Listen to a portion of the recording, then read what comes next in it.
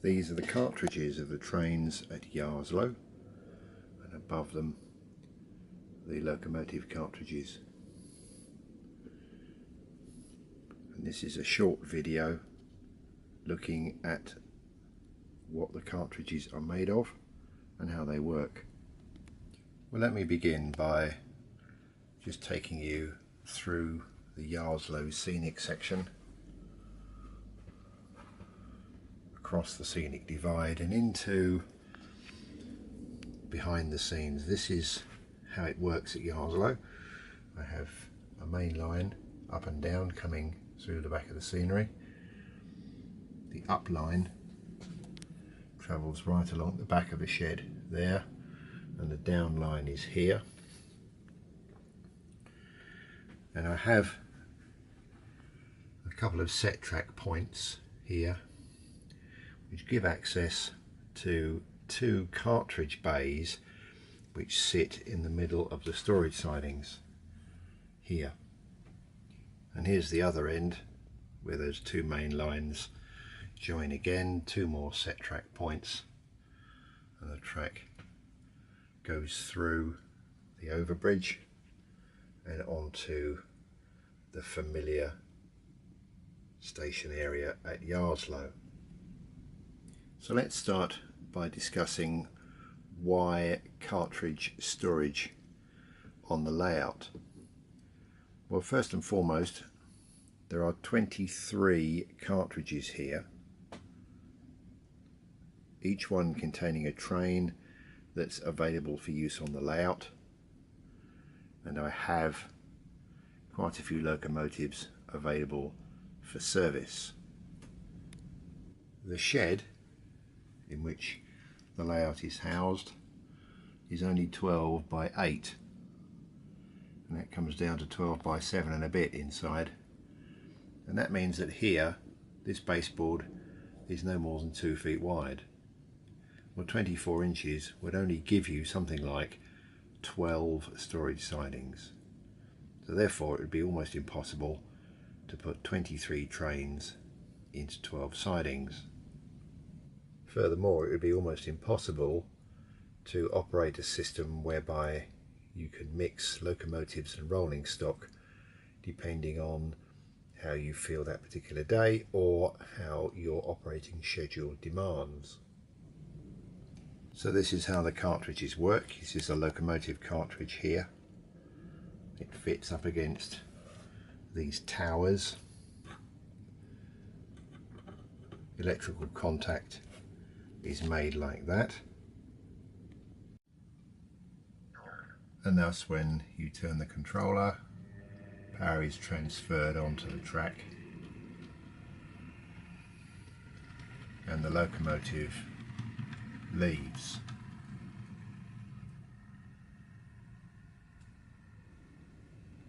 Now that gives us an opportunity to have a look at how these cartridges are made. The stock ones and the locomotive ones are actually made all the same way, and that is an MDF base, two 4mm MDF sides, and then I take some doweling and cut it in half and pin and glue the sides and two handles. The track is fitted before the sides are put on. You can see that there are two wires connecting the track to two pieces of printed circuit board which are simply glued onto the inside, and the wire is soldered between the two. There's one either end. The pieces here, this is part of coffee shop lolly stick which is cut up, and these are taken to accept these. This is an ordinary piece of thin card. It has a piece of cork on the back which is at buffer height, and the way this works is that the end slots in and that forms a protective door which protects the stock. Now the last thing you'll notice is that there is a small dowel and there is a hole, and these are cut in line with the rails. Drill 2 holes, dowel in one, hole in the other, and of course it's a peg and slot system which will be very familiar to set track users or Brio railway users or whatever. It's a great way of joining 2 bits of cartridge together. So in use, what happens is that the cartridge simply slots into the holes, and the 2 crocodile clips create the connection, and you can see that the peg and hole gives you track alignment, and there's no movement in the cartridge here, so that the train is bound to run onto the layout properly. So once the locomotive is selected, we then select a cartridge of stock, which, using the peg and hole system, is connected, and then we remove the protective door from the end of the rolling stock cartridge. Now you can see that the hole and peg ensure a decent alignment between the tracks, so it's now possible just to run the 2 parts of the train together. And if I turn the controller, then the train departs.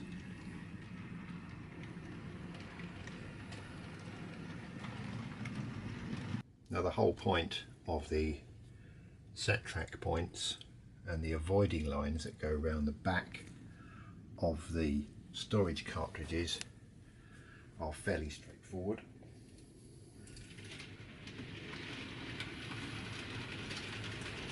It means that the train can simply avoid the storage siding cartridge and run round the layout as you see fit. Now when it's time for the train to leave the main line and come back to the storage sidings, it's a slightly different procedure. Here is the cartridge that belongs to this particular train, so what we have to do is to remove this end door, but we have to replace the door at the other end to protect the locomotive. Using the button system, we can now line up the cartridge.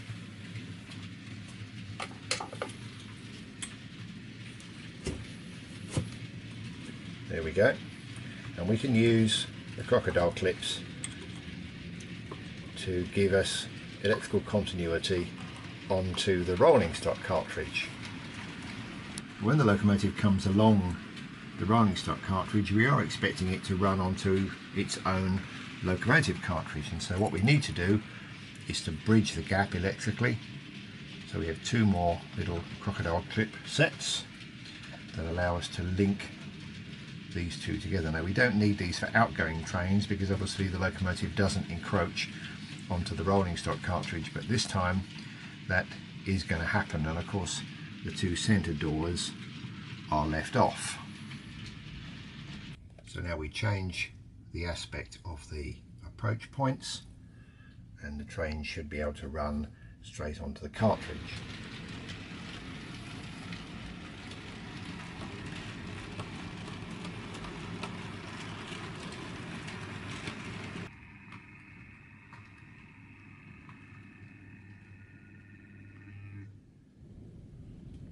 So there's the train, duly stored, and now we have a number of other processes to carry out. And the first thing we must do is to protect the train from turning the wrong controller. So we remove the power supply from this end, and we remove the links between the locomotive and the rolling stock. Now if we turn the controller or the wrong controller or do something silly, this train isn't going to try and move. We're using my coupling hook, which is a dentist probe. I've now disconnected the locomotive from the train, and I can separate the locomotive very gently, and of course I must put the protective door in place. I must also put a protective door in place to protect the rolling stock. I can then move the stock away, just making sure that the rolling stock doesn't run away, and I can put the protective door on this end as well. And now it's quite easy to put the locomotive in its right place.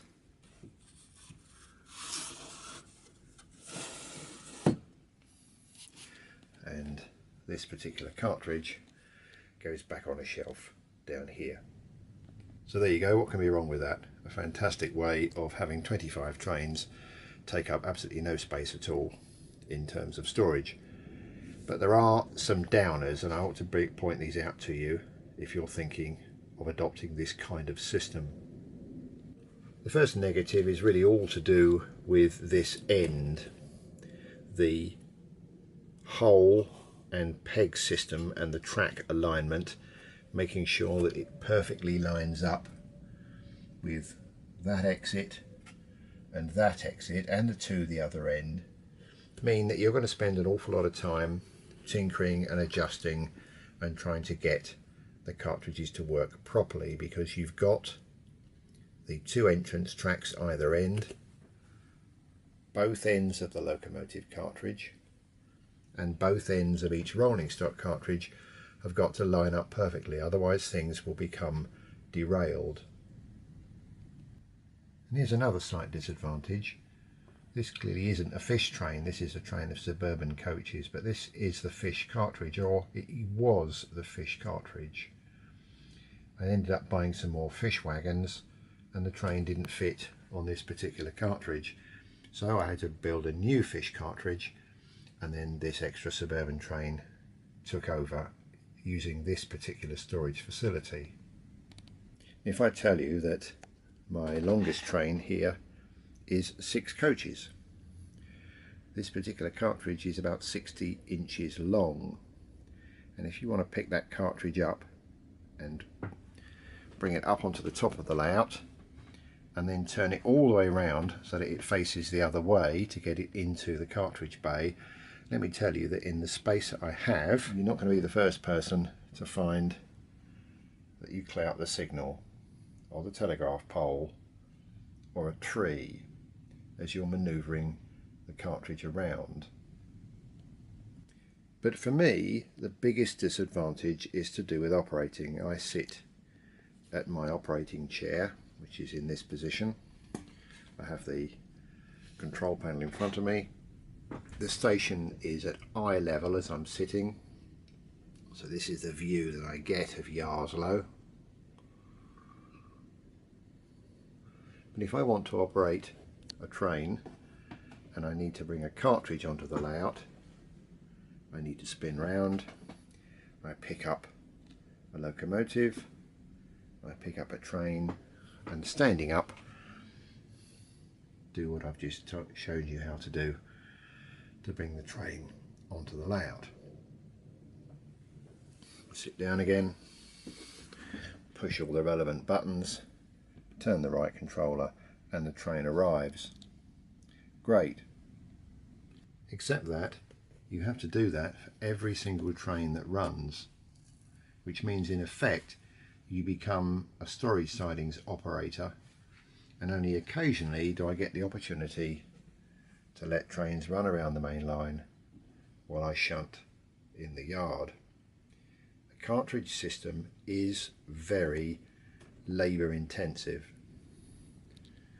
That said, there are also some great advantages. As I said earlier, I've got a vast number of trains here, and as you can see from the shelving system, there's room for some more. I could build another 5 or 6 trains if I wanted to. I can rotate locomotives and trains. It gives you all sorts of flexibility, and that ability to expand means that I am not restricted to the services I have now. If I decided to add another passenger train or another freight train, I simply build another cartridge, put it in the racks and run it when I want to. if you have a certain number of storage sidings and that you fitted in as many as you can fit in, it's not that easy simply to add another train. So there you go, the pros and cons of cartridge storage. For this particular layout in the space I have, it's a huge plus. The next layout being planned is in a much bigger space, and we'll have running sidings, so I can just select a train and that train will appear, and I'll be fortunate enough to have enough space to have enough sidings to run all the trains that I want to run and a few spare ones. So a few pros, a few cons. Comment below on your own thoughts. I'd be interested to read what you think. If you like what you see, please like and subscribe.